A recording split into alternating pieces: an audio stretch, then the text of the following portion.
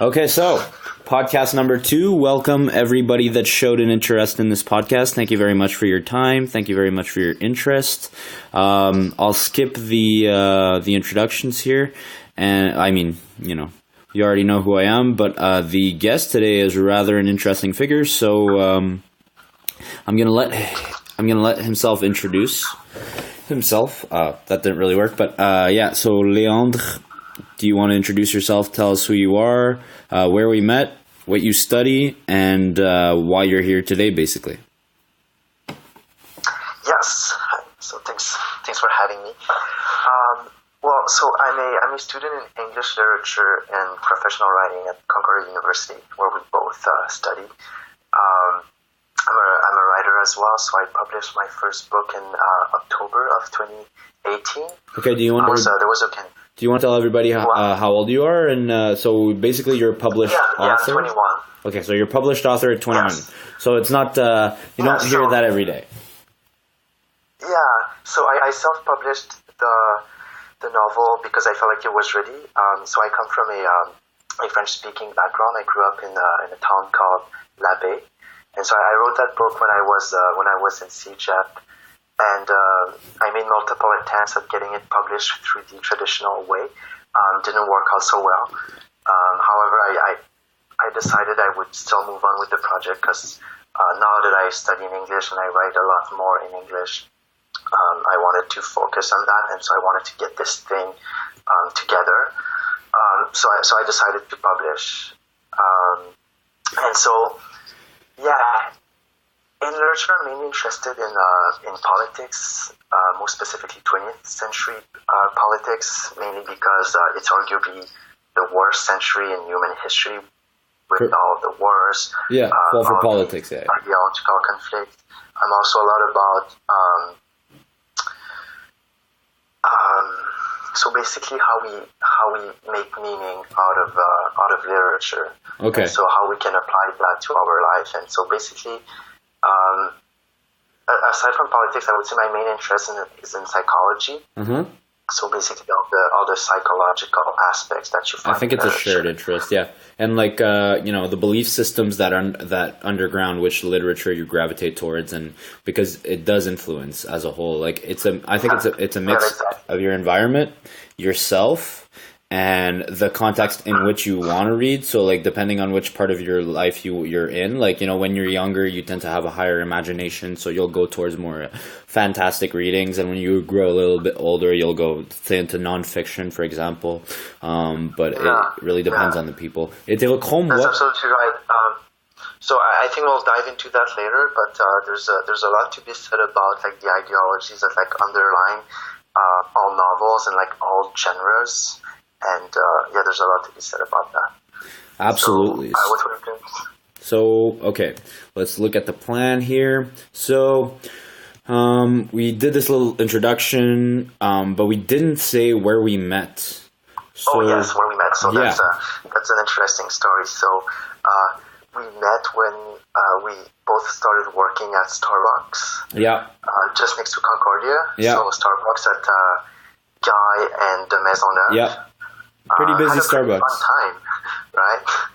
Yeah, we worked together for 2-3 months. Yeah, 2-3 months. Because I think in total I worked at Starbucks for about 3 months, 3-4 months or so. And it was an interesting job. It was an experience. I probably wouldn't do it again, but I'm glad I did it because I met cool people. So very customer service oriented, but there was a lot of there was a little bit. Okay, let's not lie to each other. A lot of entitlement, you know, and well, you know what I found most interesting working at Starbucks? Like I really do believe Starbucks hire like the best kind of people you could possibly want to work with as a student.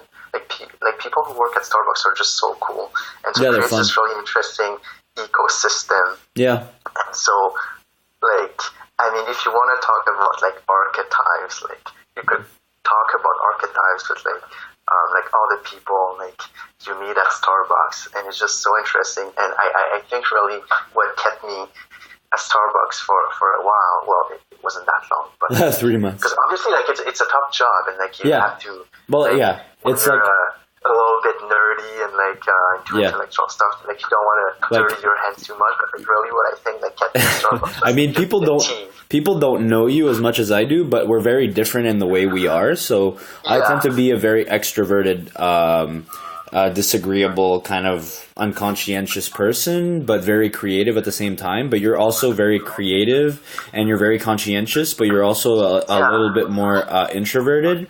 But I think our creativeness is where our paths meet together.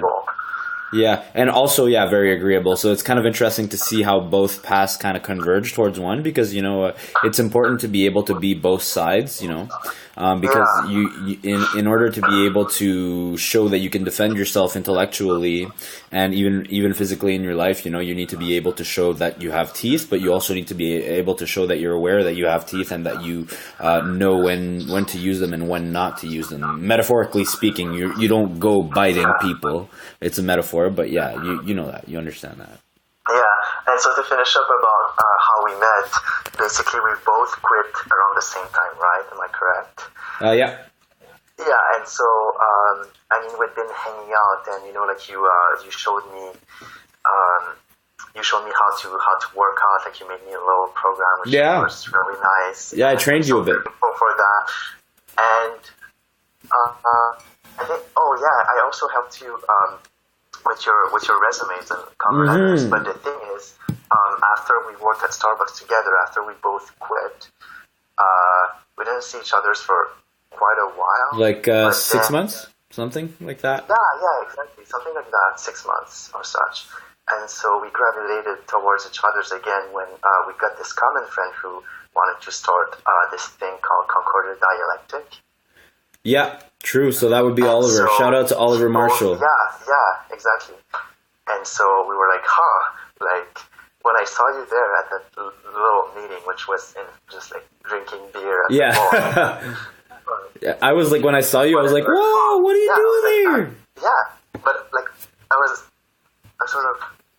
not even surprised to see you here. Yeah. I know, like, I knew you were like, there somehow. Yeah. Okay, let's not get too sidetracked here, but our friend started, basically, he wanted a platform where far left and far right could kind of negotiate together. A very hard task and a very strenuous one inside of universities because the majority of people tend to be from well, was it really about like far left and far right? Well, it was about having... It was the majority of people... And avoid like the expansion of far left and far right. Yeah.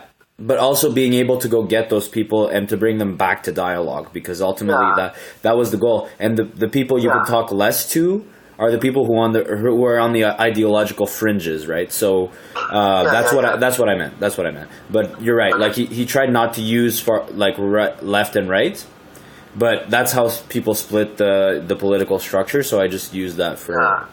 Yeah. No, we were pretty. Like in agreement in that like this left-right spectrum is kind of archaic and like it's not the most interesting. Actually think and like define themselves. Yeah, because if you can use like the fact, for example, that somebody believes or doesn't believe in abortion, and you can generalize that to what they believe about guns and taxes and stuff like that, it just means that the far right, the left and the right, there's ideological profiles based on ideas that you can form, and like it's really dangerous because that means that there's no wavering of ideas, so there's no like spectrum of ideas. So essentially, that's what happens in polarization in politics and in ideologies as a whole. But it has to be conflicting ideologies. So kind of like communism and capitalism or something like that. But so we're getting a bit sidetracked here. But actually that's quite a great segue because you wanted me to talk about the novel, and so the novel is quite a bit about like that polarization, but more at an individual level. So just to make it brief, I'm gonna have to ask you to speak up a bit, okay? To what? Speak up. Just speak up a little bit. Yeah, okay. So basically, Heterochrome, what it's about a student in Cégep who's really obsessed with getting knowledge, like reading, watching movies. So it's like the archetype, is the archetypal intellectual. And so what happens is he gets obsessed with the notion of what comes after death. And so he really wants to know if there's such a thing as a God, if there's such a thing as a heaven or paradise. And so it becomes a ontological problem in that he has to commit suicide to actually get that knowledge, because otherwise he just can't. And so that's what he does. He does commit suicide, and so he discovers what indeed comes after death. But with that realization also comes the realization that this wasn't the reason why he committed suicide. Rather, it was because he wasn't happy with the person he was. Mm-hmm. And he was trying to find it in ideology what was missing. Yeah, well, so he was the person his entourage wanted him to be. And so what's covered during the novel is that there's these two archetypes. And I mean, now that I'm older, it's kind of funny to think about it, because it's really like the teenage problems. You know? Yeah. Like there's the archetype of like the nerd and the hockey player. Yeah, and the jock. In Quebec, Canada. Yeah. And so as he is the nerd, he just can't help but oh my god, like the grass is so much greener. Yeah, absolutely. There's like these hockey players who get all the girls. Yeah. And they do all the fun stuff, and he wants to be them. Mm-hmm. And in fact, that's sort of what he used to be. Although his dad wanted him to be more of this like nerdy intellectual and whatnot. And so, in the second part of the novel, he gets that chance to become like that person he thinks, quote unquote, truly wants to be. So, namely, the hockey player, the archetypal sort of douchebag. Yeah, that's what it becomes. It's interesting. But it doesn't work out.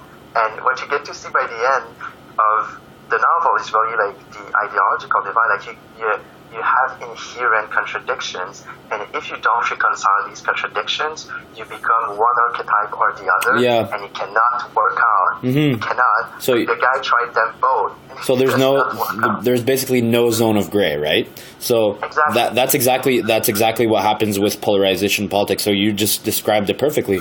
And it's funny because when I was younger, like most guys go through the same experience of, wanting to be that person who just gets all the female attention when you're younger and stuff like that. And, that wants to be at the top of the dominance hierarchy, that wants to be that person that, quote unquote alpha male. I don't really like that term, but like that person who's able to get what they want. And most of the time, what you want when you're a little 13-year-old boy is, video games or, girls or something like that. So, but what's funny is that when you grow up, you kind of want to gravitate back towards that little nerdy boy, because like it's not like you get that experience of being able to have that, that sexual availability, but then you come back to wanting something stable and wanting something that's with one person, you know what I mean?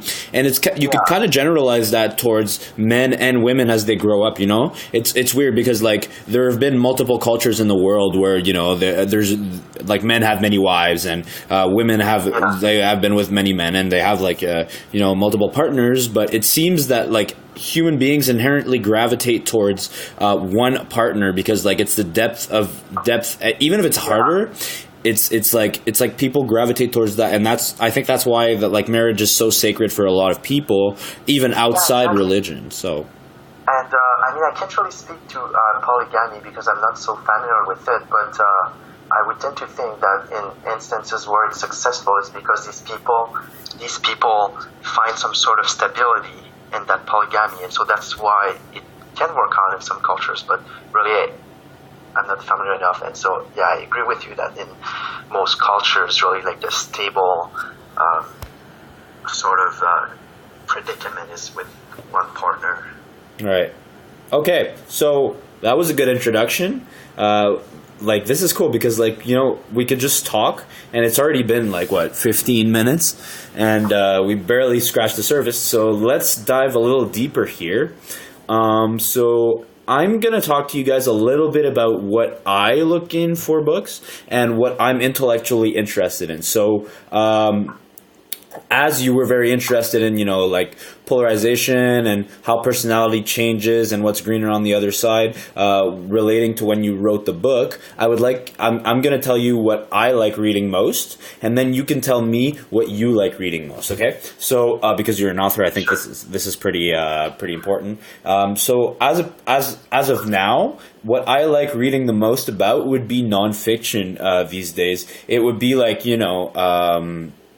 authors I like very much. So a lot of published scientists. As you know, I'm an atheist, but like I gravitate a lot towards those. There's Sam Harris, Jordan Peterson. There's a lot of other authors. There's Lawrence Krauss that I like a lot. That they write books about their path and how they went about how they go about their shaping their psyche to be able to fit the mold of the world, and basically to be able to use their psyche as kind of like a transaction machine where you get all these ideological ideas and bombardments outside of your brain, and you're able to make sense of it because your brain is kind of a processing mechanism as to where it analyzes what's around you, and it kind of produces an ideological framework within you. So that's what I'm trying to do, is basically get as multiple sources as many sources as possible in nonfiction to be able to shape my psyche as much as possible. That's my reading right now. How about you? Have you looked into Steven Pinker and Jonathan Haidt? Yeah, I know that Jonathan Haidt is a psychologist, if I believe. Yeah, he's a social psychologist. Yeah. He used to be a prof at Harvard.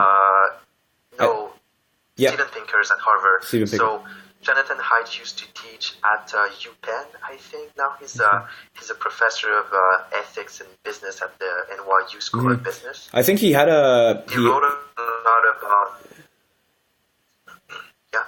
Oh, go ahead. Sorry, that kind of like the mic was. He wrote a lot about conservatism and basically how psychologically people gravitate towards like certain ideologies.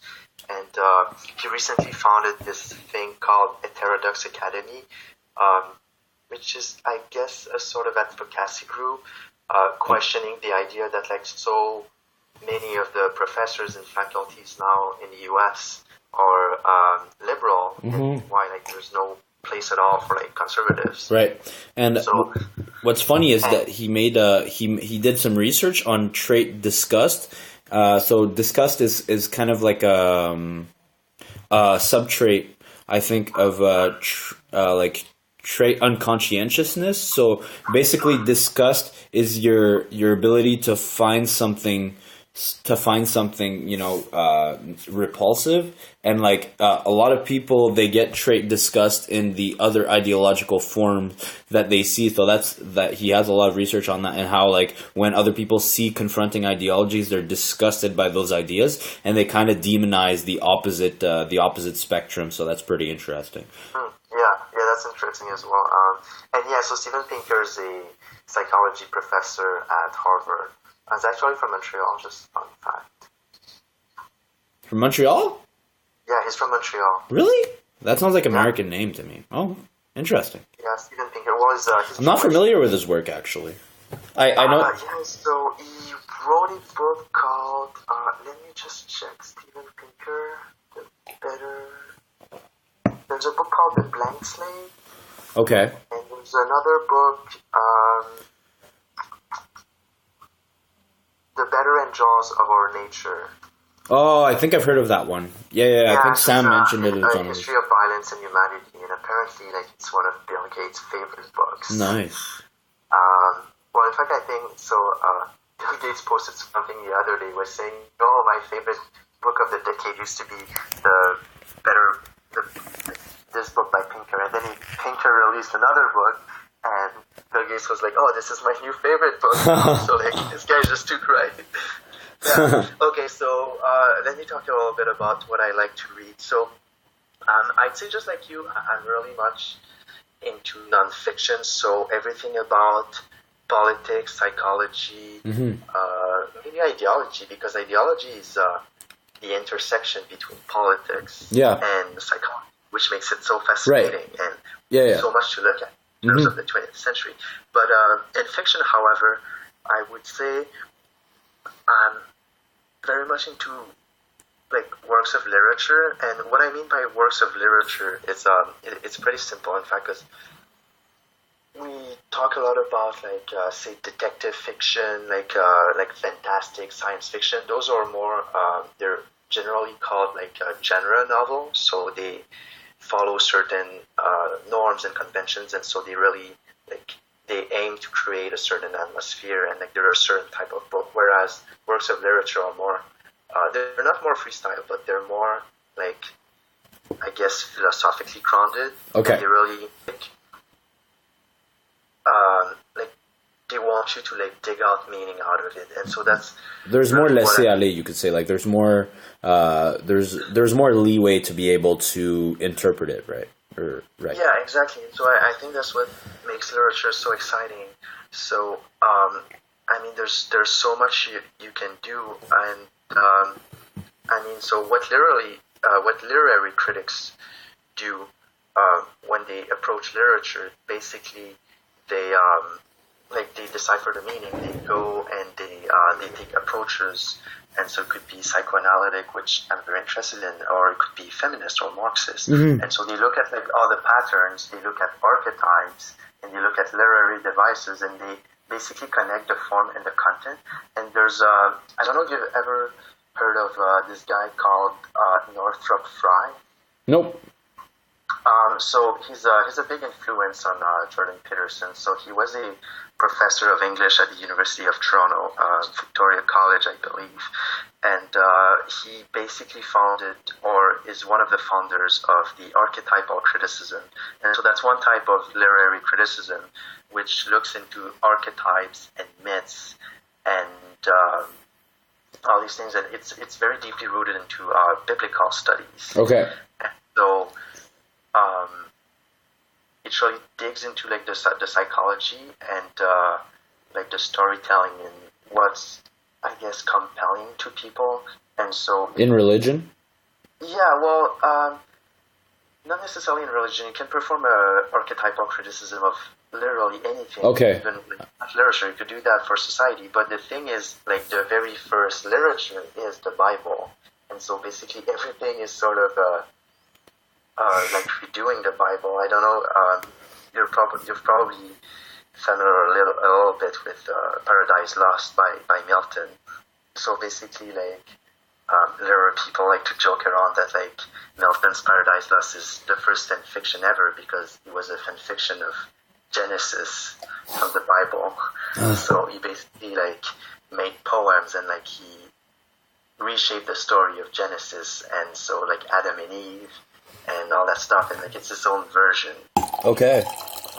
And so in terms of fiction, I don't really have a type in particular, and I would say this might sound kind of narcissistic, but I would say really like the things I'm most interested in reading, like they're hard to find, and so I'm very picky. And I start writing these things I really wish I would find. But I would say there's some really interesting stuff in like 18th and 19th century English novels. So like Thomas Hardy, what's his name? Henry James. Like they're all great writers. Jane Austen. All these people, like they're so entrenched in their culture, and they're so philosophically grounded that like it's interesting because you can learn so much about history and society at that time, and it's like endless possibilities of interpretation, and it's so interesting because like all these books, like these authors are always like such geniuses. Like you can always safely assume that like nothing is coincidental and like everything is related, and like whether that be the form, the content, like, it's all meant to be like one thing, and so it just creates like endless webs of meaning, and That's pretty cool. I think it's really exciting with literature, in which you're a little bit less likely to find with like genre novels, which might lead us to talk about 50 Shades of Grey. Because I remember we had a little discussion about it, because remember I was having you read that article I was writing about, and I believe that we should like take advantage of literature to sort of play around archetypes. Yeah. And like better models. Mm-hmm. So I was most specifically talking about the fact that we should like better represent like sexuality and like treatment of women. Yeah. And so I really like the point that you made about it, because I was talking about 50 Shades of Grey, and you said like, wow, there's a reason why it sold so much. Like, it represents like the archetype. Yeah, it's the antithesis of the it's not like the antithesis of liberation, but it's like, so basically, to put people into context, what happened is basically that you write a bunch of articles, you write really, really, really high amounts of words, and like you just, I can see that you just enjoy writing as a whole, like just for this podcast. So I'm more of a loosey-goosey type of person, where I can just go on the fly and talk for a bunch of time, but that's not always a good thing. So Leandre is very, since you're very conscientious, you kind of like created this Google document and wrote a bunch of stuff down, and he was like, I wrote a little bit to get ready for the podcast, and then he sends me this, and this is like 6 or 7 pages of like, Arial 12, and I'm like, well, maybe this is a little bit too much, but anyway, so you wrote this article on feminism and how males can help take away this cultural device that's been dangerous for such a long time, being that like the anger that males give towards women, and that like the wrong approach towards unifying the two sexes, and that males could be just as much help as women, but that they don't understand the situation of women. And so like it's important to be a proponent of knowing what you're a proponent of, at the same time as knowing that your existence, your experience of life cannot be compared to that of a woman, right? And I edited your paper a little bit, because that I'm a little bit more on the conservative side. So you probably ask a bunch. I asked you because I asked 4 people in total, and basically there was you more into like queer politics and so forth. I also asked 2 of my women friends who obviously have like different opinions, and so like I think probably your input was like the most valuable, in that it really questioned. I mean, everybody like questioned my arguments, and like that was the process of like making the article a little bit more critic proof. But like, because basically I was aiming to talk to like people who really can make a difference, and like these people who can make a difference, they're young men like you and me. And so if I don't take into consideration like they're young men and women, you are obviously able to like exactly.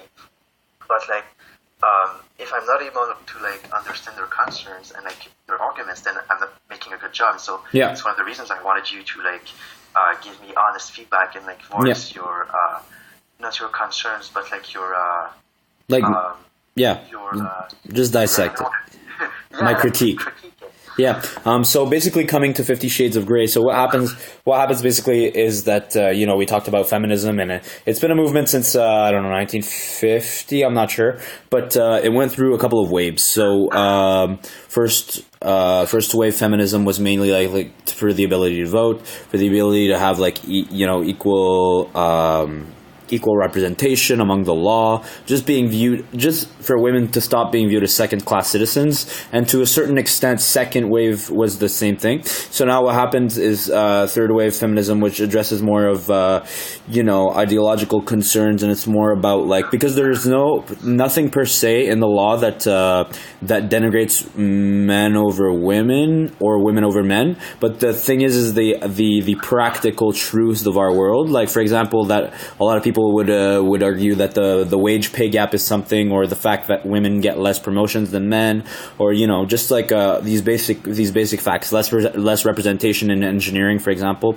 And like I was talking about the Me Too movement and the fact that it's growing and growing, and that like there's this this kind of like a social justice predicament in our society as to where we're trying to take all these small groups who feel deprived of representation, and we're kind of like shunning the bigger groups of people, and we're like it's creating sort of like a politically correct culture in the whole, right? So because these smaller groups have higher representation, let's say if I'm 1% of the population, but my voice represents 10% of the political spectrum, then I tend to have a lot more of an important voice overall. So like when I point, well, obviously there's a lot of finger pointing because it's like somebody's fault. So usually that fault would be pointed towards white male. But anyway, so there's all these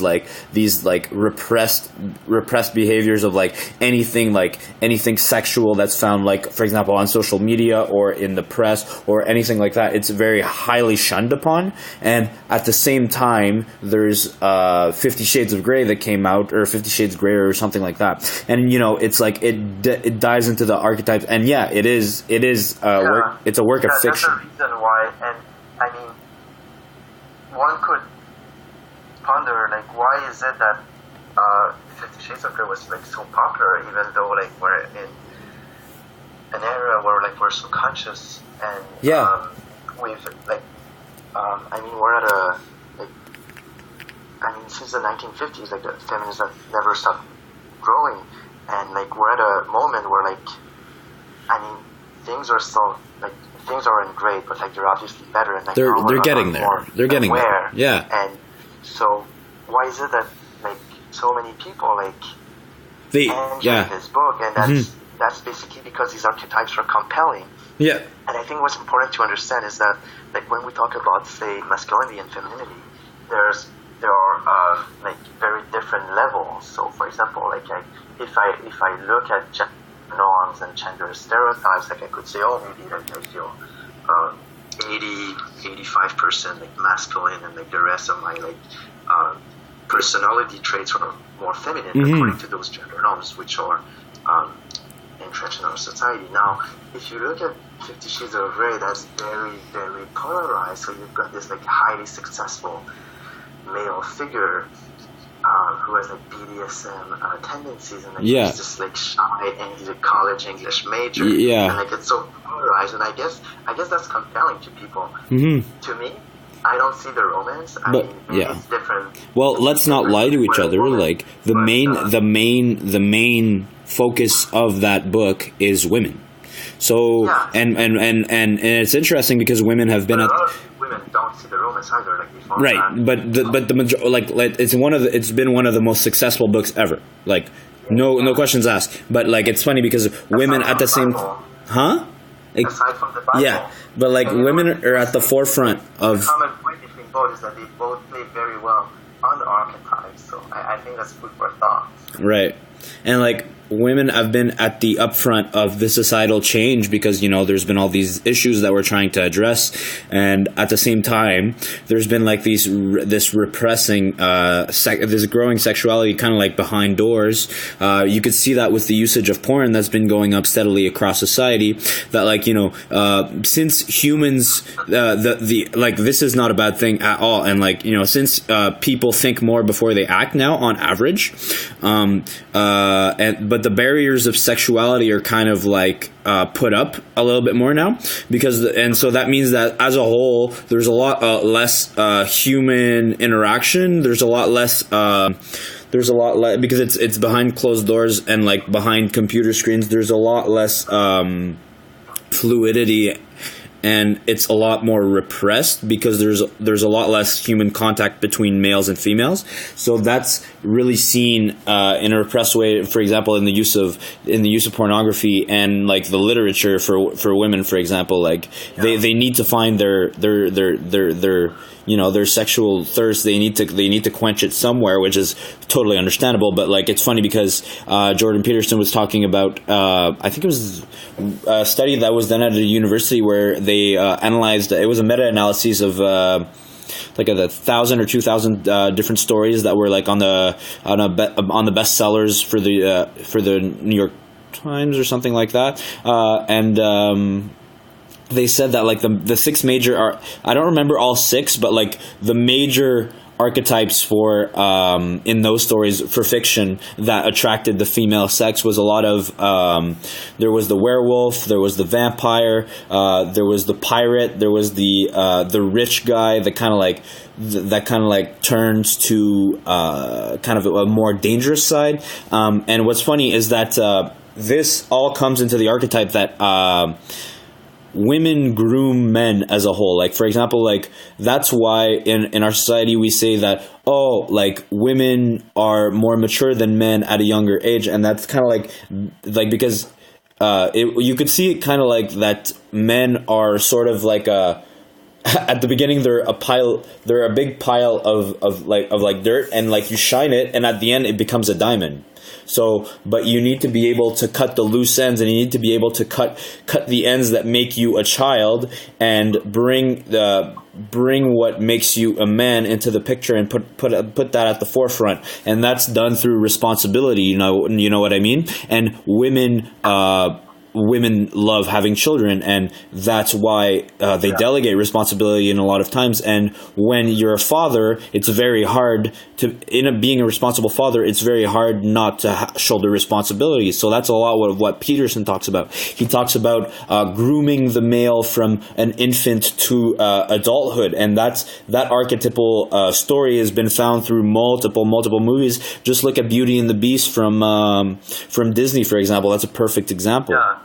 Well, the only thing is, I'm not sure to what extent I agree with the idea of using archetypes to like reinforce something that's not necessarily virtuous to begin with. So, for example, if we have these like primal instincts, and just as human beings, I mean, fair, but do you really want to reinforce those through literature, through cinema? And let me just give an example that's not related to gender and sexuality. So basically in American cartoons, so for example The Lion King, or like all these little like movies, there's a recurring thing that happens is that you've got the good guy, or like the good animal, or whichever. So Mustafa. And he has, yeah, exactly. He has the American accent, and like the bad guy, however, always has like this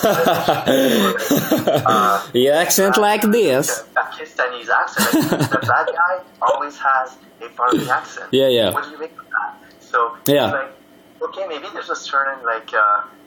Yeah, I see what you mean. Xenophobic, like, yeah. But like, do you really want to reinforce that? And no. So, what I was getting at with 50 Shades of Grey is that it's very highly polarized, yeah. And so it's okay. Maybe women enjoy these compelling narratives and storytellings, but like if we want to like switch the paradigm to like something better in society, I think we should like play around that and like make it more like, because there's a very fine line between like our human nature and basically what we should be aiming at that would be preferable, because essentially the issue I take with when we talk about say like Me Too, and like whether it be the gender pay gap or literally anything that's a contention between the far left and the far right. Like earlier you were this would be a more male and female.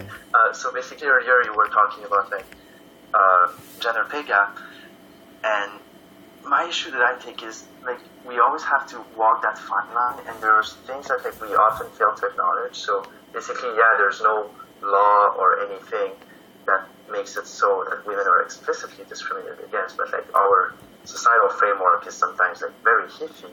And to give you another example, actually this morning I was watching a video by Ben Shapiro. I was talking about race and crime, and was saying how it's becoming politically correct to say that like high levels of crime is driven by race in the United States. But the thing is, when we talk about these type of issues, we very often don't acknowledge that like the reason why crime is, for example, driven by race is because of the conditions that races are put in. So while I don't want to buy into like the identity politics and like group like identity, the thing is when you have discrimination or like say racism or sexism, it's always driven by groups. So you have to like reconcile the identity politics of like the far left and that of the far right, and that's very, very difficult. Yeah, but so yeah, I think like the first step towards like reaching that is you have like people that are very reasonable and that are neither on the far left nor the far right, and these people like need to like stay in that goddamn middle. But you're referring to the center in politics, right? So, but what I would like to say also is that it's ultimately individuality versus group identification. So what happens is that in the West there's a very high emphasis on individuality, and it says that individuals shape culture. But there's also individuals that go through groups that shape culture. But individuals interact with a lot of different groups, but those groups have an identity. And what happens on the left, generally speaking, is that there's an identity that's formed with those groups, right? So if you look on the Government of Canada website, there's a lot of there's like, I think there's like 9 different pages for all the different minorities in Canada. So, for example, there would be a page for the African Canadian. There would be a page for the the person, the white person, or like for the Chinese person. Like, so they're all the identities are kind of lined up, and the definition of what it is to be Canadian is shaped around that. So what essentially that's saying. I mean, ultimately, all goes back to like that 1971 policy of multiculturalism, which a lot of people disagree with. Yeah, but what essentially that's saying as a whole is it's saying that those individuals have different experience based on physical traits, right? And you as a person, like for example, if I'm a white male, my experience can't be the same as the experience of the, African Canadian, right? So for example, but the fact that I can't relate to their experience and means that I don't have any say into the suffering that they have. And I agree to a certain extent that there's no meeting of the minds, but at the same time, if there's no common ground to which we can understand and our experience are purely differentiated in that sense, it means that there can be no intersectionality in politics. So that's ultimately what's happening, is that individualism is being trumped by group identity, and then group identity is making an identity of its own, and all these different groups have different identities, but they have common experience, but that common experience is not being acknowledged, and that's what politics is based off. So that's the main criticism I have for this two-party system. Yeah, so that's basically what's happening, is that there's an identity, and that identity shapes those people, and those people can't go out of that box, but we can't go in that box. Do you understand what I mean? So that's I quite agree with your notion of individualism, and I think maybe that's what I'm trying to incarnate. But the really tricky point about this is, so the reason you get identity politics on the left is the result of, I guess, some sort of identity politics, not on the right, but just on the fact that, say in Canada and the US, we're a white country in majority, and people will be willing to discriminate against people that aren't, or just discriminate in general. And so the thing is, it's very hard at that point to distance yourself from the group, especially if you're a minority in a country. The group is it's what's the all you know, and because the rest might not make you feel like you belong here. But the thing is, and that's the tricky point about multiculturalism, is this really what the country needs, because Yeah. one could argue that multiculturalism ultimately results in like making ghettos and like fostering that culture of identity politics.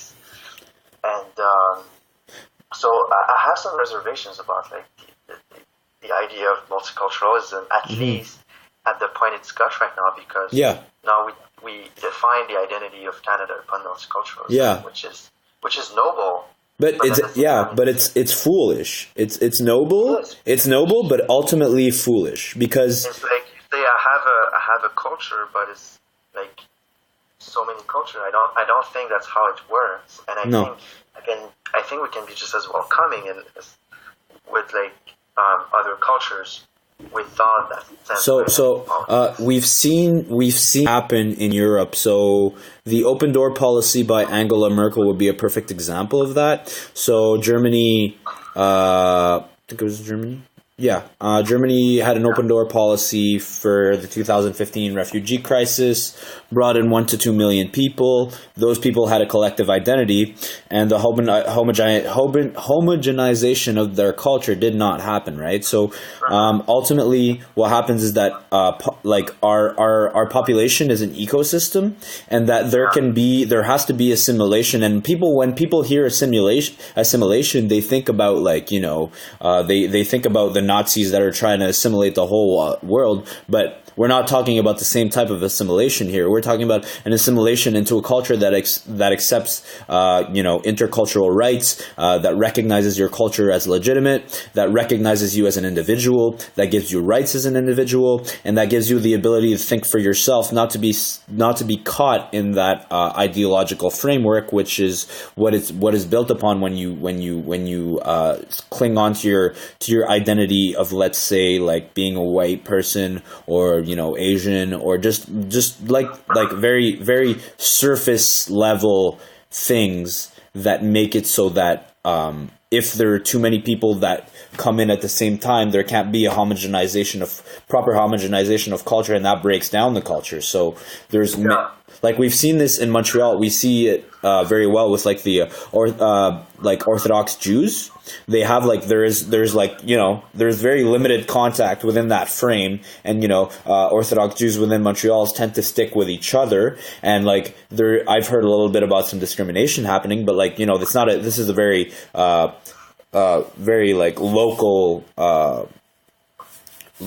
problem, but it's scalable. It's going to happen, and it's going to be happening on a wider scale the more people we let in. So there's been an incident in South Africa where I think it's Cape Town, where they're going very low on water supplies, and there are 4 million people in the town, right? So we had 2 million people with the refugee crisis, the Syrian refugee crisis. So can you imagine 4 million people, or like hundreds of millions of people?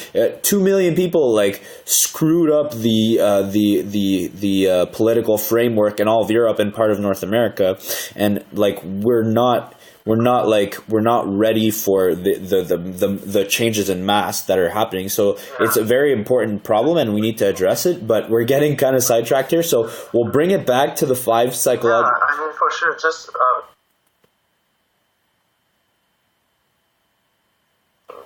as good as it can be is always subject to become an ideology, and that is the case for multiculturalism. I mean, multiculturalism is a great thing, but you can also take it too far. And I think one thing to remember is, especially when we're talking about Canada and the US, I would say less so for Canada, but we also have to take on our responsibilities in terms of foreign affairs. And so I feel like we have some sort of duty in the international order.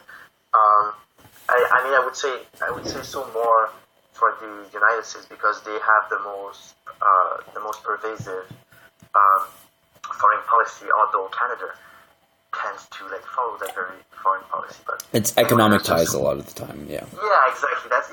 It's all about economics. I mean, the U.S. does business with Saudi Arabia. Come on. Yeah. Oh, but so do we. Yeah, right. Exactly. So we built them So yeah, we need like at the end of the day, consumerism wins. So people are going to point fingers a lot, but consumerism makes the fact that because if you keep your population happy, you keep them subservient at the same time, right? Because like society's changing and like we have a lot more commodities. So for example, it's said a lot of the times that as societies polarize, there's a lot more fun. There's a lot more, like, for example, legalization of drugs happens, a lot more drug usage goes up, and we're seeing that in our society, and we're seeing a detachment from the politics and how our society acts as a whole, which is very, very dangerous because not a lot of people care about it anymore, and it's the same people that stay in power and it's the same people that influence the majorities. So, but we'll bring that back. Given everything, this was a lot of information, but very fun nonetheless. So I'm gonna list. So I was a psychology major before, so I'm very interested in psychology, and I think that politics is the psychology of the whole world and of like different countries. So we'll go through there's a test. It's based on the 5 psychometric traits. So basically, those traits. Here, I'll pull up the big 5.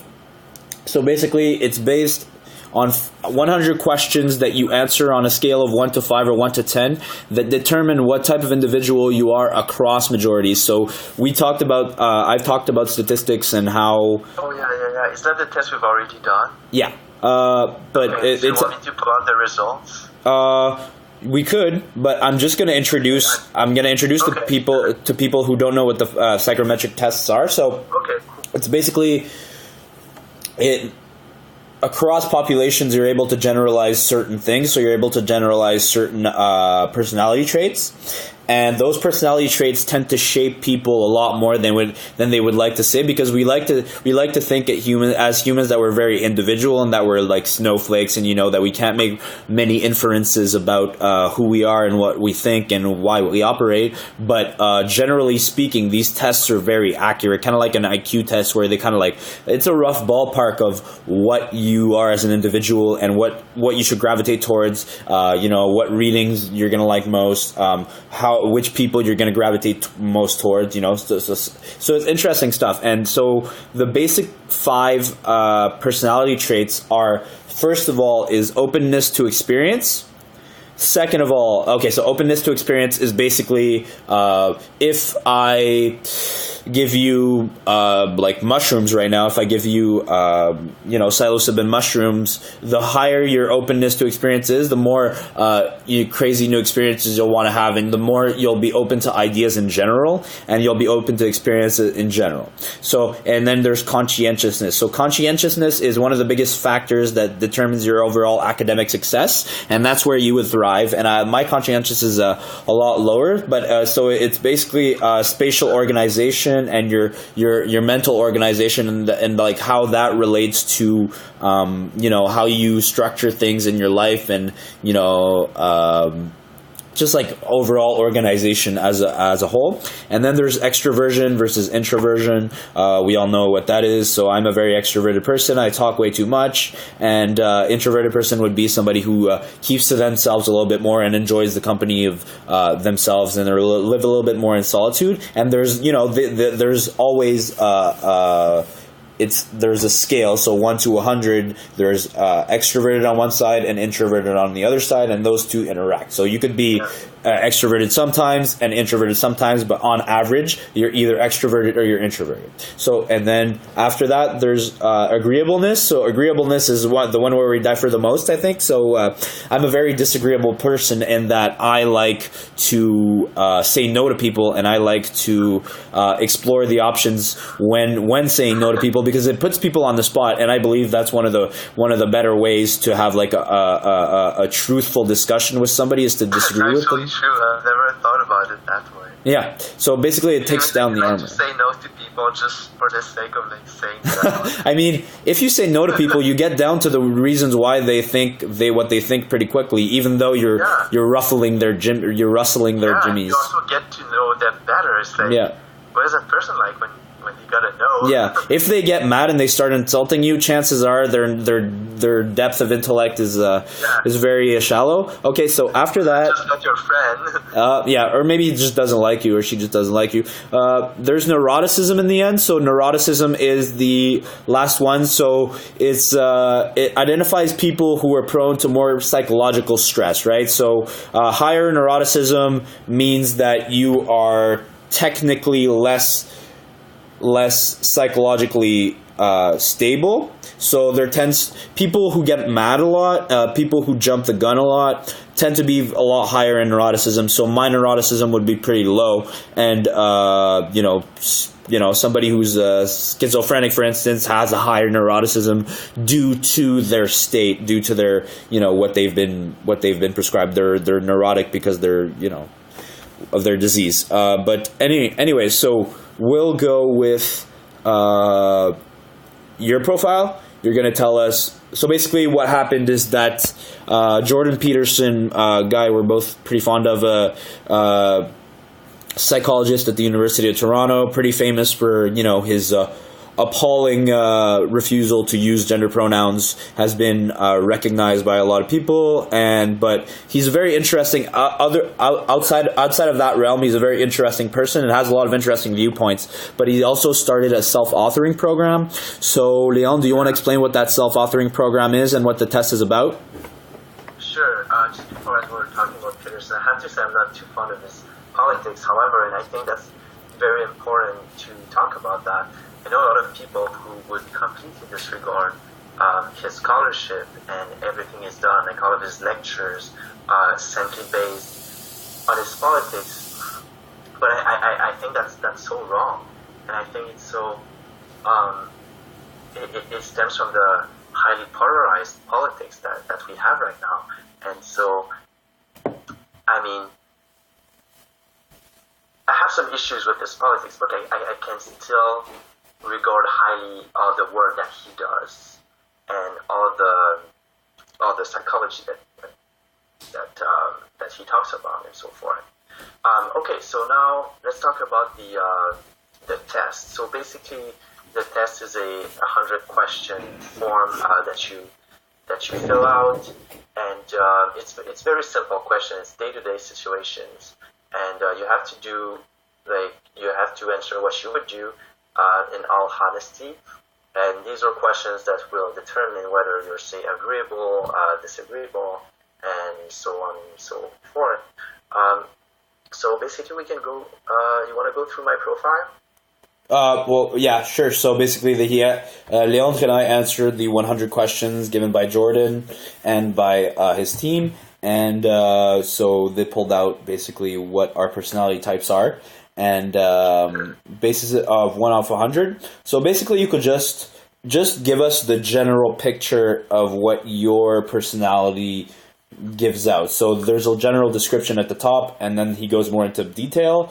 But we'll skip the details, not to bore our little audience here. Sure. Yeah.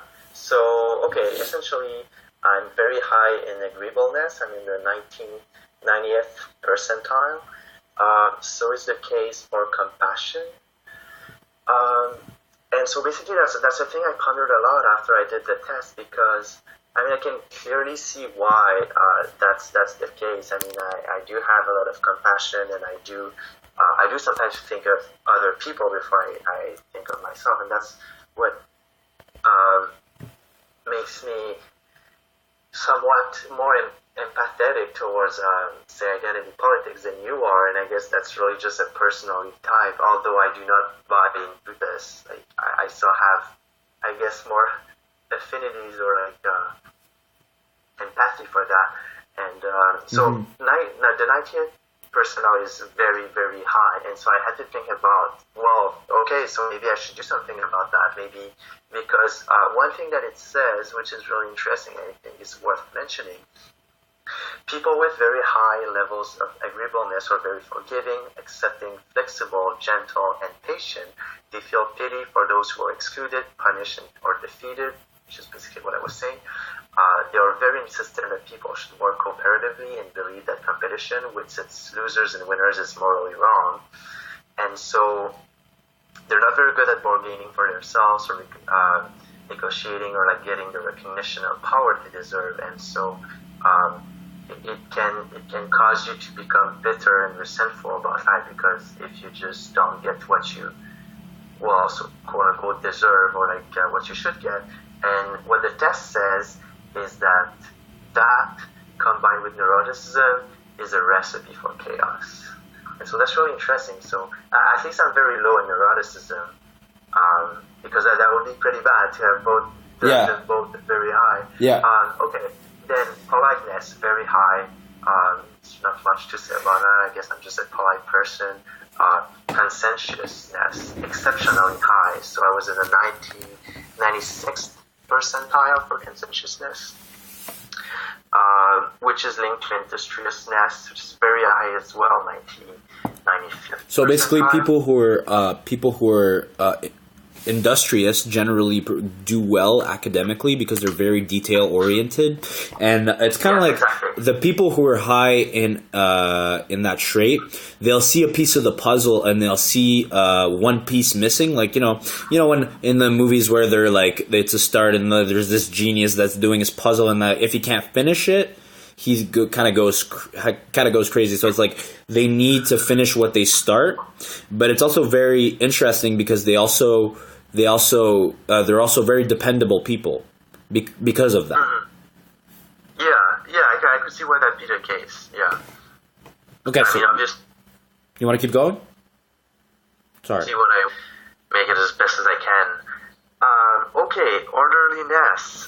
This is very high as well, so 93rd percentile for orderliness. Basically, it's they say very orderly people are commonly disturbed and disgusted by mess and chaos. They keep everything neat, tidy, and organized. They tend to strongly think in black and white terms. So I would say, well, that's not truly how I picture myself. Obviously, I'm really I like things clean and like orderly, but like I'm not like disgusted by chaos and so forth. I mean, I think I do quite a good job in my personal life for like walking that tight line between order and chaos, which is basically what it's all about. Like you need some order or some chaos. You need to you need to know some things and like not know something, so you don't just need a little traced path so that you know where to go. And so I think that's what makes life exciting, to have a little bit of order and a little bit of chaos. Okay, then extraversion, very high. So that was the 89 percentile, so it's not as high as like the others, but still very high. Enthusiasm, exceptionally high, 98%. So basically that's what happens when you're into stuff and that you make a point of getting involved only in things that you like. It just preserves your enthusiasm. Okay, so assertiveness, that's where it gets typical or average. And so, I mean, it's just logical that when you're very high in agreeableness, you're quite low in assertiveness, although I'm not that low. But, I would say, they say typical or average. I could possibly see low, and that's something I'm working on. And that's a great thing about this test. Like they give you like the combinations of like what's good and like what's less so. And so if you know you're very high in agreeableness and very low in assertiveness, that's probably because you should do something about it. Right. You should like work on your character. Because so that you can like be more successful and like exactly. better. Exactly. Especially men. Men in general tend to be very competitive with each other, right?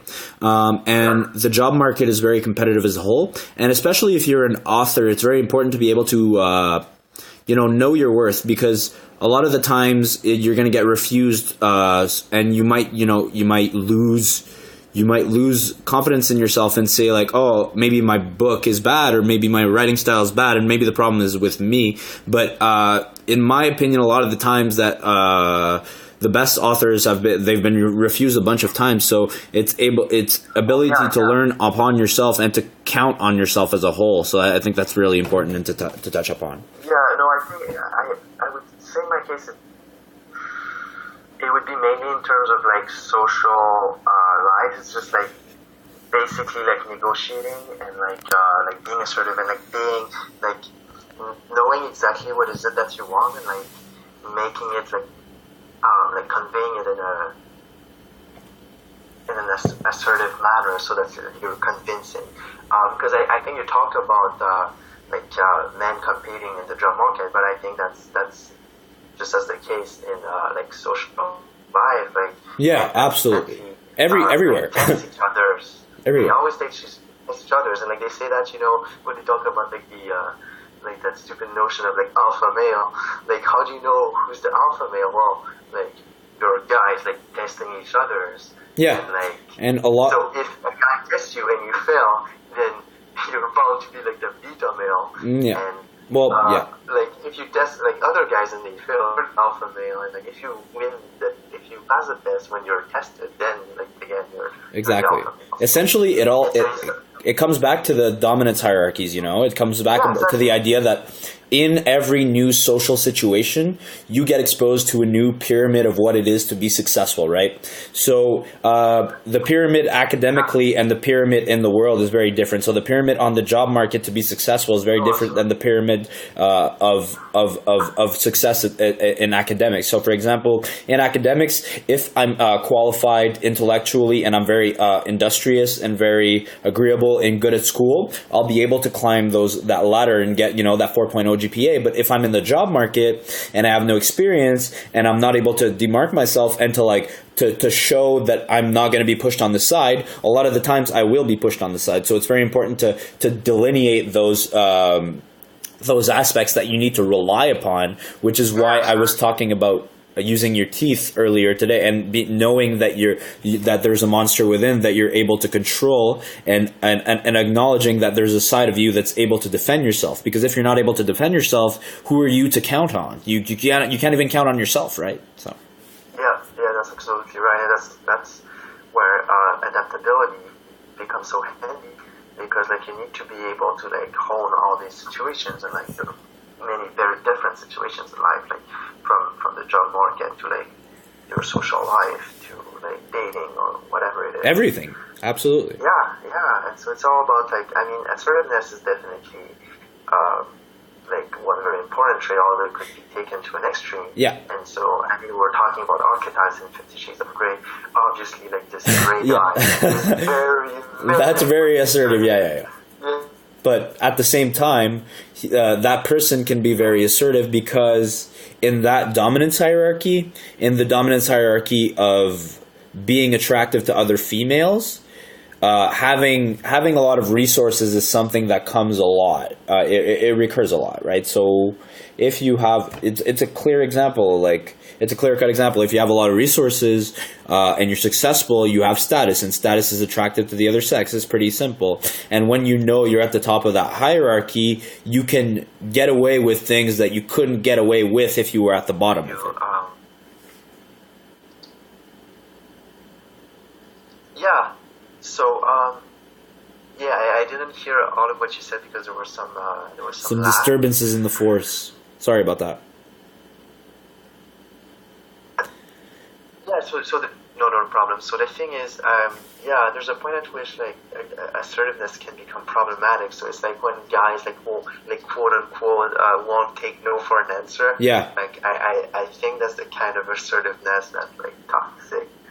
I mean, we could talk about that for a very long time. But sure. Let's just go back to my profile. Yeah. So you had one left.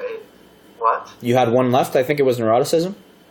Yeah, neuroticism is very low. Okay, so did you cover the 5? So just like not to break. Openness as well. Openness to experience, which is high.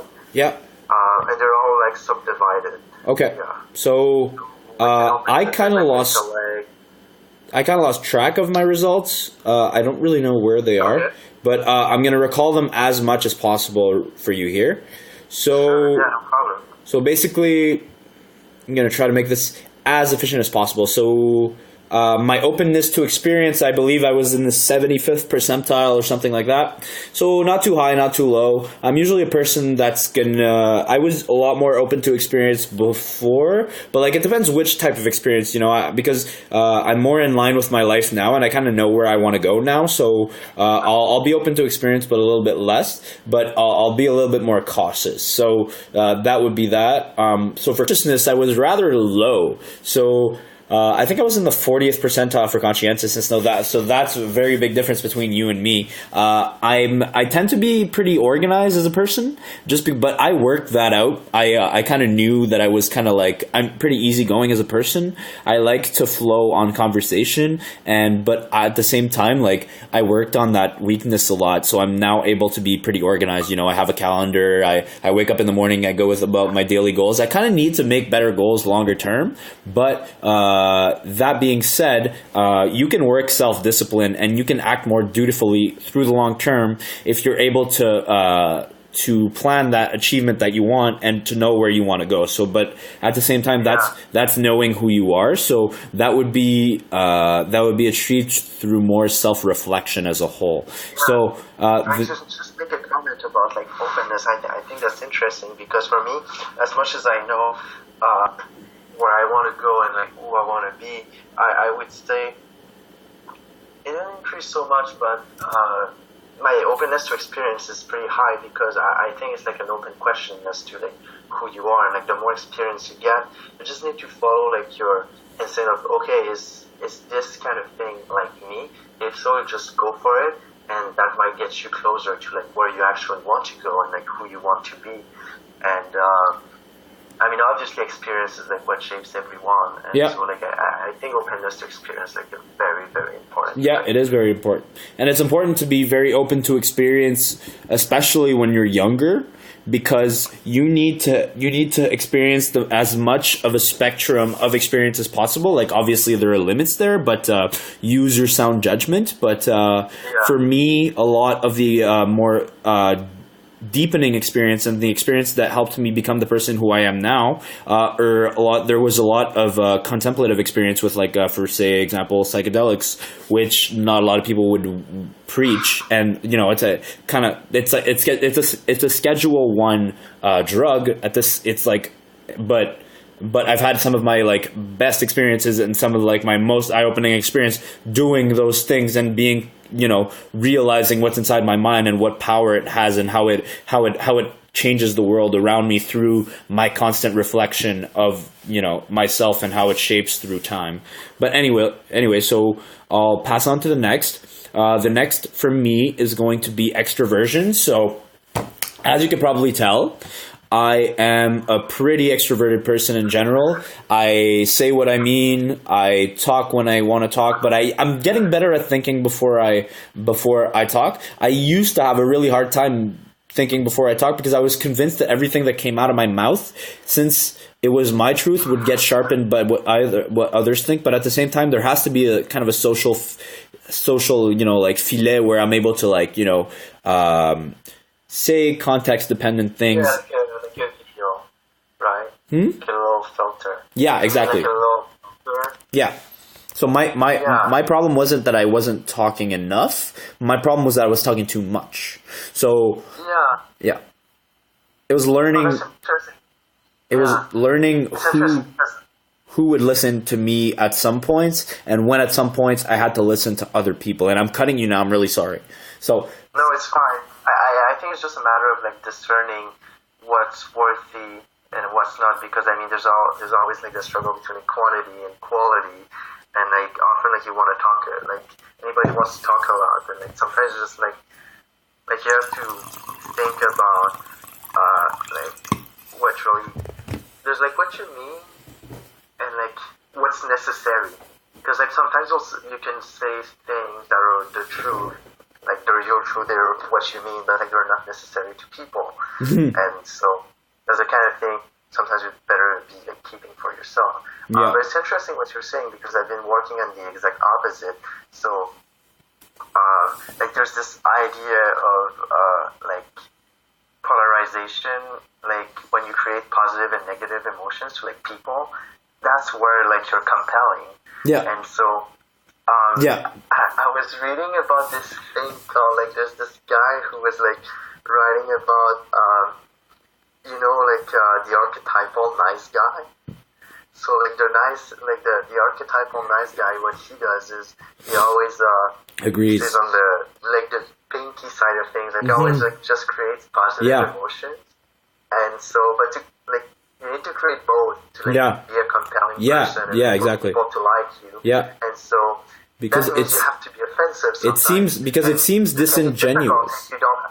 Sorry? It seems disingenuous to people ultimately, but that's another error in our society, is that people always want to be, because of social media, for example, people always want to highlight what's good and kind of want to shun what's bad and the problems that are happening within society. So kind of when you post on social media and it's a negative, quote unquote, negative thing or something that, food for thought, for example, it creates some controversy, and you become part of that polarization. But it's kind of like a necessary conversation to have, because the main ways through which we communicate are now through social media. So it's kind of like.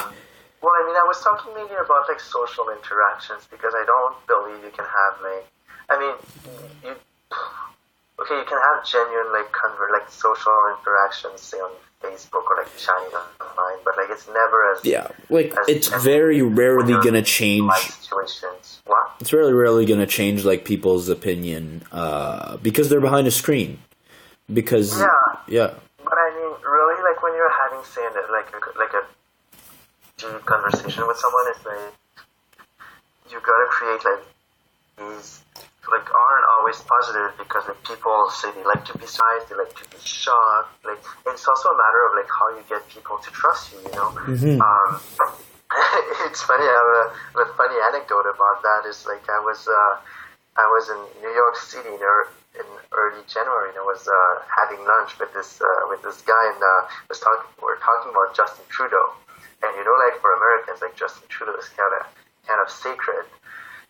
And like they like him, and like it's always so great because like obviously they compare him to Donald Trump, and you know I said like, oh, but in my opinion it's kind of shallow, like you know, like he says things, says things, like it's not like he doesn't have substance. And, like the camera was kind of shocked that I would say, but that, it's he was so true. What he thought, but it is true. I mean, but it's true. That's true for me. But I think that's how you create like a deep relationship. Like people like trust you a lot more when you tell them they're true. But because Justin Trudeau is a curious case, and I'm basing this, I don't follow politics much, but like based on what I've seen, it seems to be a lot of social cohesion when talking, but then taking decisions that are countermeasures to what he's preaching publicly behind doors. So, for example, he'll preach about representing or cutting a deal and hearing out the native people that have lived on a sacred land for hundreds of years, and he acknowledges that and acknowledges like everything that's happened through colonization, everything, and he acknowledges all those murders, but he still goes about putting that oil pipeline on the sacred land. So essentially, it's empty words, and like it's always majority of the time it's been empty words for a long time for a lot of politicians. But I mean, this is like kind of like it's like a good twist of what people want to hear versus what's actually happening, because you have like what's good for the majority of the people, and then you have what people want to hear. And they kind of play around with that really well. And like because of the media channels, a lot of people don't discern this, and they're like, okay, so based on what he's saying, I'm going to go with him because a lot of people like him and his policies seem fair, but there's no like intellectual depth to the understanding of what he's preaching. There's certainly no like philosophical grounding or like anything that's like of substance. It's like it's mainstream politics. It's like he's a poster boy. He's a perfect poster boy. His dad was in politics, so he grew up in politics, so he must know politics, right? But okay, so I was talking about my psychological traits, right? So I went through extraversion. So I'm very extroverted. I'm a very highly energetic person. I love people. I love talking. I think that it sharpens your skills. I think that it's ultimately what you can bring to the world is your ability to speak. I really want to be in public speaking. I want to be able to bring my person to the world. I still don't know how I'm going to be doing this, but I'm working on it with this podcast and hopefully another project that I've been working on for a while. So then there's agreeableness. So I've become a little bit more agreeable as time has passed, but I think I'm a very disagreeable person in general. So like, as I said earlier, to me, saying no to people isn't necessarily slapping them in the face. Saying no to people is an investigation of the reasons as to why they say yes. So if there's no substance behind an argument, you're not going to make me say yes to something just because I'm supposed to feel bad about that thing. So ultimately, that's where I position myself. I'm a very disagreeable person on that spectrum. I believe I was like a 92nd or 93rd percentile of disagreeableness, right? So it's very opposite to you, and I think it's very interesting because like that's where our meeting of the minds come, and like that's why we complement each other so well, is that we're able to communicate from like very different ideological frameworks and personal frameworks. So and I mean that manifests itself like in all like situations of life, whether that be like at the bar, at the cafe, or like at school. So like that's really interesting to see like how people would act differently depending on like their personality traits. Because I mean sometimes like I mean you could see me like not saying what's in my mind. It's like, why would you do that? And I could be like you say something that's in your mind, which I might find like, okay, maybe that wasn't necessary. Yeah. Like, okay, this is perfect. There was a post you made on Facebook at some point where you were talking about the polarization of culture and, you were saying that, some conservative literature is pretty relevant to today's societal problems. And, there was these people who were like profiling conservatives and saying like, oh, but those people are like anti this and anti that. And like, I commented something pretty disagreeable and like you messaged me. What was it? I don't exactly. No. I think you're mixing up with something else. So there was this post that I made. Okay, now I do remember. Okay, so basically what happened is I had heard of like quite a few people were like just assuming I was gay, and I was like, okay, so why are these people like making it their business? Why are they doing that? Like, why do they make it like a conversation topic? And I was like, I wrote a post about it, and I don't remember what I said. Yeah, no, I do. Give me a second. See, so this is the exact. This is the difference between a conscientious and unconscientious person. Yeah, and so I wrote that post in English, and so there was this friend of mine from my hometown. She asked me. She asked me why did I write this in English? Like I always write my post in English, and I answered in French. More often than not, like my heart speaks to me in English, and you commented like everybody knows like English is better, yeah, but like English is superior to French. It was a highly sarcastic comment because like, that through, like on Facebook, and so she was like, oh, well, I'm glad you're like on the better side of things, which was like. It was just like a bitter sort of interaction. Yeah. And I think I messaged you, or that may not even be that post, but I know. No, I think it was. No, I'm 100% sure it was that post. Yeah. Okay. So basically, you trolled like on my Facebook post, and I just said like, why are you doing this? What? Like, you asked me. No. You asked me to stop being a dick. That's what you asked me. Yeah. Okay. Yeah. And then I said something like. Start being a dick. Like, there's no reason to do this. It's and I remember you saying, well, if someone is to take something seriously on social media, then that person shouldn't be on social media. Like, there's a problem.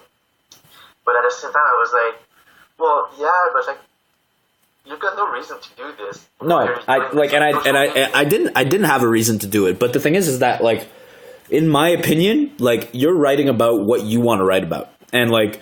Other people have nothing to say when it comes down to if you're writing it in English or you're writing it in French. I write on the Like, you can write in whatever language you want, and other people have no input into that. It's your personal profile, and you do whatever you want. So that was my basis, and like, I like trolling people. But that's the thing. Your comment was just pure trolling. Yeah, it was like my yeah. It was. It was misplaced, but it was still an avid example of what a disagreeable person and an agreeable person, exactly. The difference between both. But anyway, so next would be my neuroticism. So because I've exposed myself so much to other people and other stimulus and uncomfortable situations, I tend to be very stable psychologically. I was very, like, there's not much that'll come and trigger me. And, like, so I can have a lot of conversations, and, like, I was a security guard for the longest time, right? So my role as a security guard was not to get mad and to react properly to emotional stimuli and to people who are mad about certain things, about, like, getting kicked out of a club, for example. So I was pretty neurotic at the beginning, but with time, it got better. I mean, that would also account for the fact that you could do, like, psychedelic drugs without, like, lasting consequences. Yeah. Because, I mean, the slightest neuroticism you have, and if you do psychedelic drugs, like, you're gone, man. Yeah, like, it's kind of like a self-fulfilling prophecy as to where your state of mind while taking the drug is going to influence your ability to influence your experience. So if you're very apprehensive before taking the drug, and you're very uptight, and you're in a bad spot, well, first of all, I would like to say that psychedelics, in my opinion, are made to be taken alone or with some, and not like in like a club or anything like that. It's supposed to be an internal experience. It's in a safe space. Yeah. Well, safe space. Yeah. But really, no space is really safe. But yeah, like a space that you're familiar with, so you're able to contemplate. Because, like, people, they think that it's just, for example, when you take psilocybin mushrooms, you lose a lot of that capability to communicate with others extrinsically because you're so entrenched in your experience internally that people just view it as you become a mushroom and you become stupid. But it's really not that. It's really the experience of being able to realize what it is to break barriers of what yourself is and what other things are, and being that link between both people or both entities, and understanding that, like, your notion of what you think is yourself isn't really yourself, but at the same time that the self is necessary in order to live a sound psychological life. So Aldous Huxley actually wrote Brave New World. I have after, it. Like, experiences of it's right psychedelic drugs. I mean, I'm not 100% certain, but I know, like, his life was, like, tremendously changed after, like, using psychedelics in California, and it changed a lot the way he thought about life and about literature, and it really changed him. No, absolutely. And another person that's worth talking about, well, Sam Harris did that a lot too. So, but he matched it a lot with contemplative experience, and he's very big on meditation, so that's great as well. It's just generally the ability to monitor what's happening inside your brain, like inside your consciousness, basically, and shape that towards becoming a more productive individual through what it is, knowing that you're not, like, yourself isn't really your definition of yourself, and it's kind of like being able to understand that since we're all connected in one way or another, that your actions influences somebody else's actions, and your thoughts influence somebody else's thoughts. But anyway, so now you're both aware of our psychological profiles. We've been talking for an hour and a half here, but we still have quite a bit to go through. So we went through 5 psychometric traits. Okay, so how they influence behavior across human populations. So this one is going to be pretty interesting.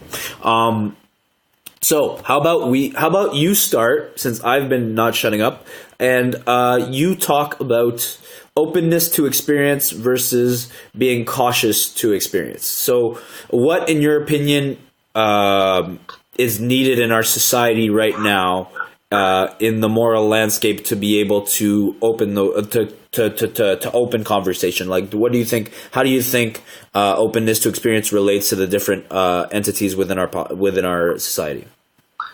Openness to experience. Well,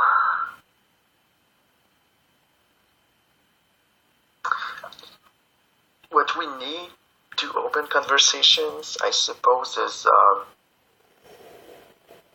well, we first need to let go of that feeling of like virtuousness, because I mean that's a problem between like the far left and the far right. That like when we engage into arguments, we feel like, and I would say that's especially so on the far left. Yeah. When you think you're like the incarnation of virtues, and like you know what's right, and you know you're in a good side because like you're in sense you don't offend anyone, and like you say like you're. I think we should like get rid of that sense in order to like engage into actual conversations.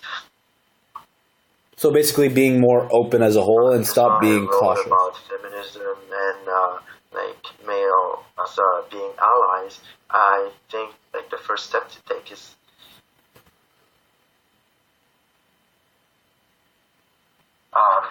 everything was to. It's not an attack towards men, and also. That Sorry, can you repeat what you just said? I don't actually feel like those things. Also, like it goes both ways, so you really need listening. And I think this is lagging a little bit. What were you going to say? Can you repeat what you just said? I'm having a hard time getting you on my end here. So sorry, I couldn't hear you. There's a problem with the video. Okay, can you repeat what you just said about openness to experience? Can't hear you. Wait, give me. Ahead. Can you hear me? Yes. Okay, repeat what you said about openness to experience. Okay, so basically, because you want to talk about in a way to open conversations, right? Right. Okay, so basically, I think, and it's not as much about experience as much as it is about like arguments, but I mean, arguing is about experiences, and so I think we should be a lot more open to like being offended. Yeah. And being like being taken, also like letting go of that sense. We not like nobody like alone holds the truth, and like you're not right because like you're on a nice side of things, and because like you're not offending anyone. I think that's completely wrong. So I think we need to have these experiences when we have these very uncomfortable conversations. That's one of the points I was discussing in my article about like the ideological divide of feminism. I think we need to like embrace that discomfort that comes with the problems that we have in society, and we need to just be alright with like saying, okay, like this is messed up, and like that's how as an individual I can try to do my part in being the solution. Right. So basically, in terms of experience, being open to new ideas and criticism of old ideas. So basically being open to this is why freedom of speech is such an important thing, is because a lot of ideas that are bad, when you speak them out, a lot of times your brain is going to send you a feedback mechanism and is going to tell you this might not be a good idea, and a lot of people who think bad ideas think them because they live in isolation in living those ideas. So I think that's pretty relevant to what we're saying as well here. Yeah, and so I mean, just like if you want concrete experiences, like openness to experience, I mean, go like to the conservative club if you're a liberal, and like if you're If you're a liberal, if you're a conservative, go to the liberal club at your local university. Absolutely. That's a kind of experience that people should like actively seek, like this kind of discomfort, because once you can like overthrown that discomfort, you're like, like I can think about all of these things like in a manner that's a lot less challenging and a lot more productive. And so just like hang out with people you think you wouldn't normally like, and like get to know like people, really, like people that are different than you. Absolutely. Like, I mean, like I could talk about like so many things like you should be open to, like in terms of experience, but I think those are like the fundamentals. Like if you can do that, like it's not gonna go well. Right. And okay, so let's move on to conscientiousness here. Are you okay with that? Yeah. Okay, so I'll try to talk a little bit about conscientiousness here. So being efficient and organized versus easygoing and more or less like careless. So what's important to understand here is that being efficient and organized is very important in communicating ideas, but at the same time, being easygoing is very important as well. So what happens is that people have arguments about ideas that they don't really understand well.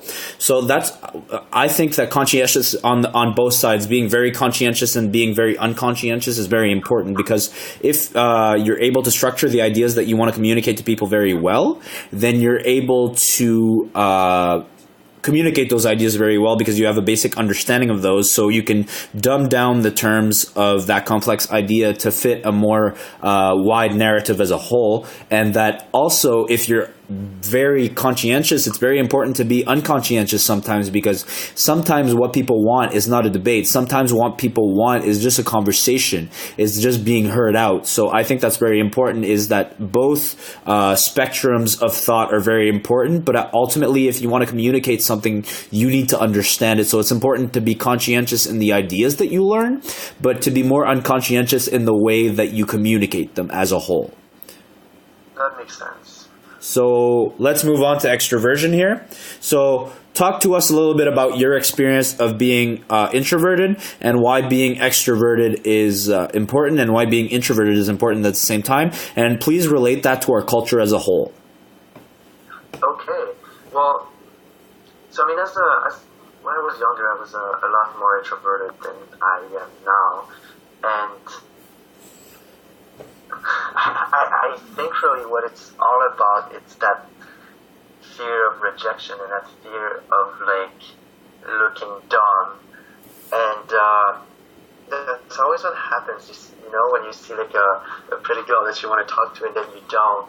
And the thing is, like I think you can learn extraversion just by like internalizing the fact that like no matter what, you're always gonna be okay. And like that sounds like super cheesy, but it's just true. People keep repeating that it's always going to be okay, but for some reason people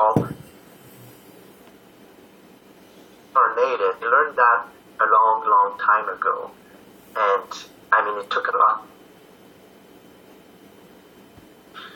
You could just talk to like anyone in the street, or like you could just like engage in a conversation with a random person like at the library. It's like if Leandre? they're like, oh, I won because I look stupid, like that person. This is cutting a bit here on my side. Yeah. This is cutting a bit here on my side. So basically, what you were saying is what do you want to repeat for us what you were saying? You were saying that like. Sure.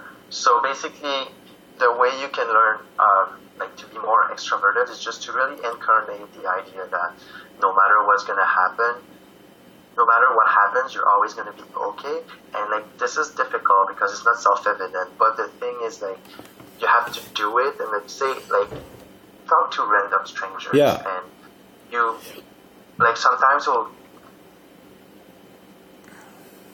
I was like really good friend. Like I actually not just before I left Montreal to go to Chapter's bookstore, just like talk to me randomly, and like this is cutting a lot, so and And he said, like, a few years ago, because like I was so introverted Leandre? in the streets, they like. All right, so sorry about that. We were having a little bit of a hard time with the conversation here because it had been an hour and a half, and I don't know if Facebook is having a little bit of a hard time with the recording of this, so I'm probably either going to have to scrap that little bit of footage, or I'll probably keep it on there because it happens. I mean, technical difficulties do happen, people.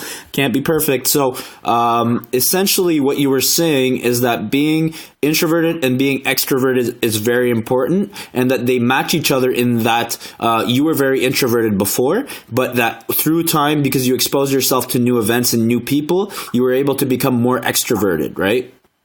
Yeah, exactly. And so if you want to talk about like how the two of them can complement each other's, well, it's like do well with people.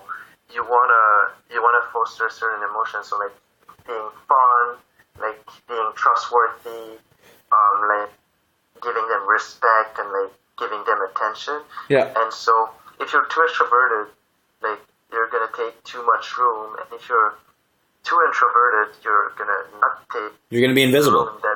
Yeah, exactly. And so what you want to do is basically like you want to talk to like random people. You want to be like that person like people can gather around, and you want to. And sometimes it's difficult because like you can get rejected. Like sometimes you crack jokes, they're not funny, but like, well, that happens because if you crack jokes, they can't all be funny. So it's like it's humbling a lot of the time. It's you have to. It's an ego exercise. Yeah. And so, but you do have to be introverted. Sometimes you have to be like an active listener. You have to listen to people. You have to like, pay attention to people. Absolutely. And that's what. It's really the yin and the yang. It's like you use your extrovertness to like create situations, but you use your introvertedness to like sustain them on the long term. Yeah, and to get a conversation going, right? Because that's what's most important to note is that all of these 5 traits, they're on a spectrum. So there's where the trait is very pronounced and where the trait is very it's not pronounced at all. So extroversion versus introversion, for example, it's highly important to be both. But in social context, they're very different. And for example, the West in general is more looked upon to be like a little bit more extroverted because people tend to look to others who are like magnetic and who are able to speak out. But generally speaking, it's important to be both because you need to have a conversation. So we'll skip to the next one because it's already been an hour and 40 minutes. But I mean, we have a lot of interesting stuff in here. So it's already been like in my opinion, it's just been like 5 minutes, but it's been a little bit more time than that. So we'll go with agreeableness and disagreeableness. So I think we talked about this a little bit. I just want to touch upon the fact that based on what I live, I'm a disagreeable person in general, and I think that disagreeable people in general tend to be very competitive, but at the same time, being agreeable is very important as well, because if you're not agreeable, you're not able to relate to other people's point of view. And if you're solely disagreeable at 100%, you only think that your point of view is interesting and that your point of view is valid. So it's like the individual versus the collective unconscious. You know, it's like what you think is right versus what the whole world thinks is right. And so you need to mesh those two together to find a balanced individual. And you know, that spectrum is always applicable. So being friendly and compassionate versus being challenging and detached is very important, because you want to be friendly to other people that you're having a conversation with most of the time, but at the same time you want to be challenging in the ideas that you propose to them, right? So I ultimately think that that's the most productive way to have a relationship with somebody, is to be challenging in the ideas you bring forth to them, but being friendly in the manner towards which you apprehend those ideas. Yeah, I agree. Okay, so let's move on to neuroticism. This one will be a little bit more challenging, because I tend to think that being neurotic as a whole can be pretty detrimental, but at the same time, it's very important. So do you want to talk to us a little bit about that?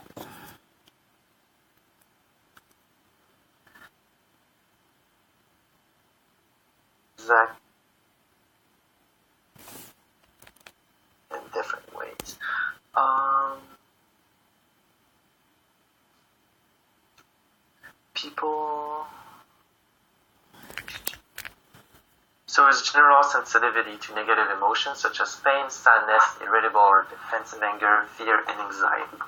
Okay, well, I mean, the way I can see how it relates to my life, I would say, is, well, fear and anxiety. I mean, I'm not an anxious person, I guess it's difficult for me to imagine how neuroticism can be advantageous. Well, do you mind me stepping in? It's really about how you react to it. I didn't hear you. Sorry, it's kind of cutting again.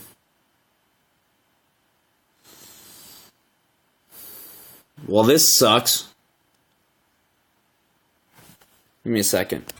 Okay, so let's try this again. So you want to tell us how? Okay, I'll try to use neuroticism here. So neuroticism, the majority of the time, to me, is a negative trait. But what's important to know is that neuroticism is also linked to the ability to get mad and get like agitated. So when your person is being attacked and when you're being pushed physically or when you're being put in a corner, it's important to be neurotic because it's important to show that you're not going to be pushed in a corner. But at the same time, it's important to be stable psychologically to know when to use that facet of you. So essentially, I think that on the aggregate, it would be better to stay psychologically stable. But sometimes it's important to demonstrate that you have that switch and that you know your person enough to, when you're being pushed to a certain extent, you react to it and you're not gonna let yourself be pushed. So, Leon, do you want to tell us how the five traits affect our creativity, our ability to write, and what literature we like most? Sure. So, well, first of all, I think everybody has a different set of personality traits to which they can relate in terms of when they read stories. I mean, obviously, all of the characters we create and read about, like, they're all based, whether consciously or not, they're based upon these personality traits, and that's how you get to relate to certain people, certain characters, I mean. And I was just reading this book recently, so it's Great Expectations by Charles Dickens. And there's the protagonist, which is sort of the archetypal weak young man who's always scared and like super agreeable and so forth. And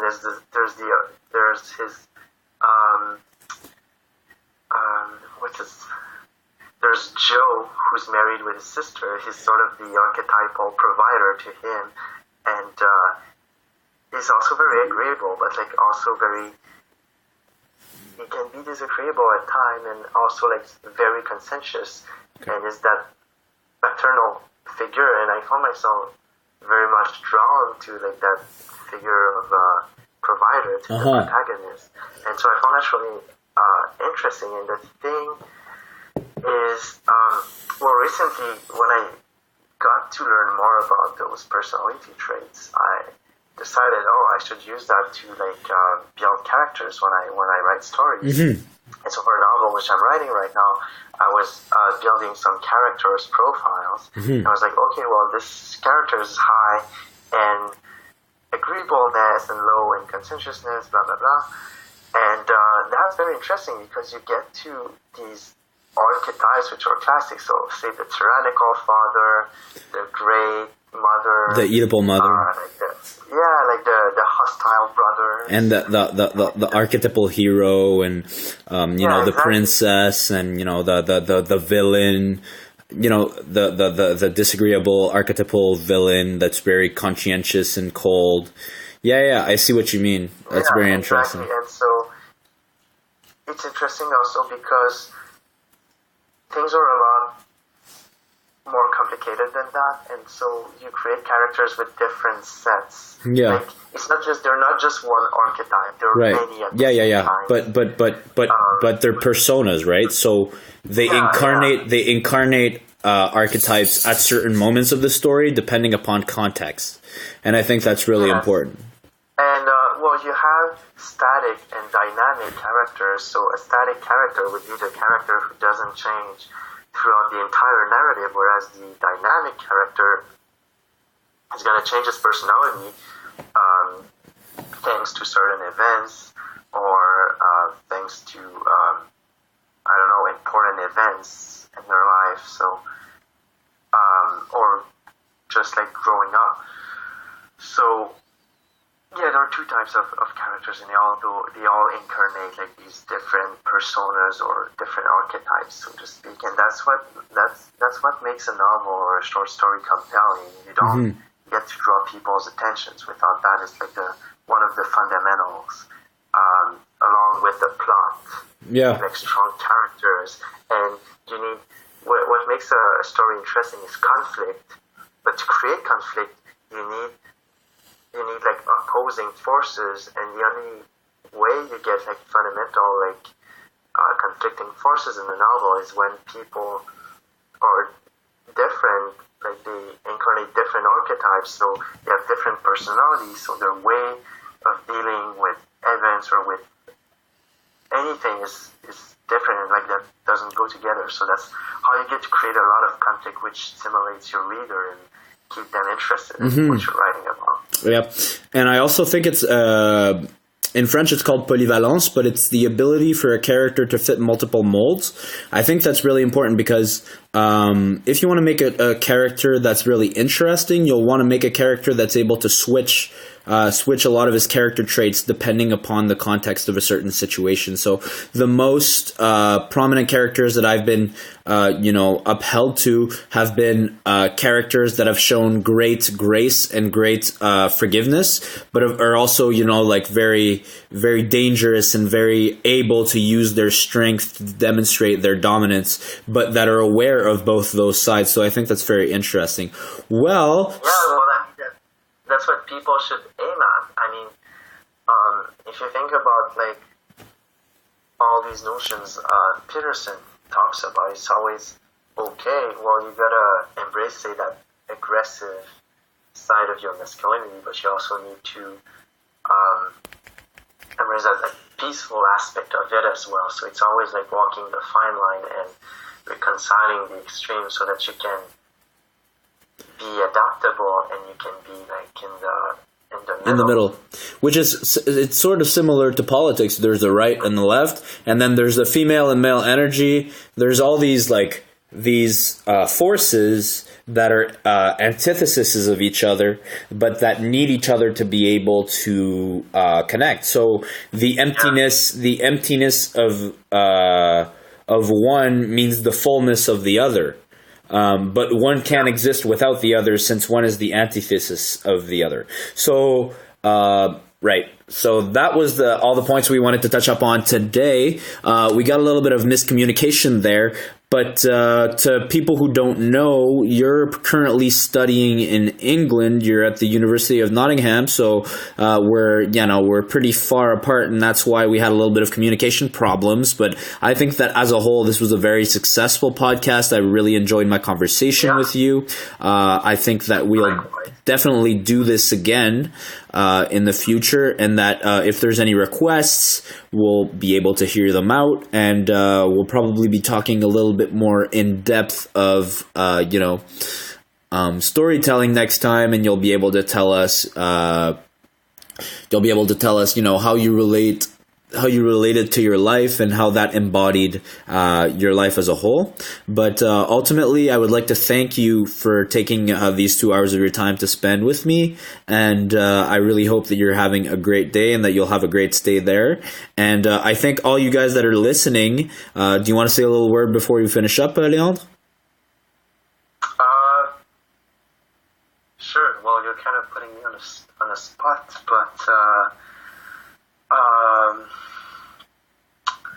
I mean, we're talking about openness to experience, and I just so happen to be an exchange in England, and so far it's proving to be it's the most amazing experience I've had in my life. And I would just say